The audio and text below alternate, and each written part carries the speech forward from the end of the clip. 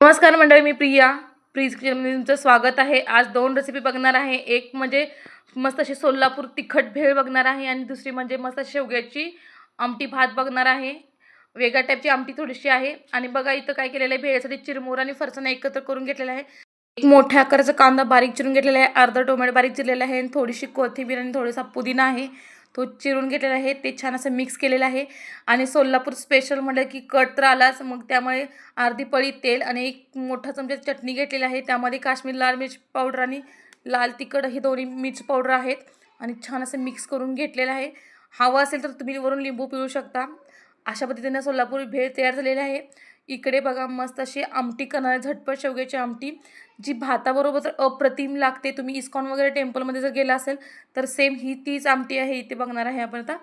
आणि सुरुवातीला काय केलेलं आहे, शेंगा, टोमॅटो, कांदा, शिमला मिरची ज्या काही भाज्या आहेत त्या सगळ्या आणि थोडी डाळ घालून छान असे शिजवून घेतलेले आहेत बाजूला। आता फक्त फोडणी तेच काम करत आहे। फोडणीमध्ये आपण तेल घातलेलं आहे, साधारण अर्धी पळी तेल, थोडंसं मोहरीचं तडका दिलेला आहे, सोबत जिऱ्याचा पण तडका देऊन घेतलेला आहे। त्यानंतर आलं लसूण पेस्ट एक चमचाभर यामध्ये टाकलेली आहे आणि छान असं हे सगळे जिन्नस तेलामध्ये आपल्याला भाजायचे आहेत। त्यानंतर बघा घरगुती कांदा लसूण मसाला जो असतो ती चटणी आहे, साधारण एक पळीभर घातलेली आहे। त्यानंतर काश्मीर लाल मिर्च पावडर ही कलरसाठी कटासाठी घातलेली आहे, साधारण अर्धा चमचा घातलेला आहे। त्यानंतर धण्याची पावडर अर्धा चमचा इथं वापरलेली आहे आणि ह्या सगळ्या चटण्या आहेत ते घरगुती घरात तयार केलेल्या आहेत। आणि छान असे सगळे जिन्नस आपण मिक्स करून घेतलेले आहेत आणि कमी गॅसवर हे सगळं भाजायचं आहे। थोडंसं भाजलं की टेस्ट खूप छान येते आणि कट पण खूप छान येतो आपल्या भाजीला। शेंगा शिजवून तुम्ही थोडंसं नमक टाकलेलं आणि डाळ जर एकत्र करून शिजवलं ना तर टेस्ट भाजीला खरंच वेगळी येते। आणि बघा हे सगळं मिक्सर जे शिजवलेलं आहे ती या कढईमध्ये मी ओतून घेतले आहे, बघू शकता इथे।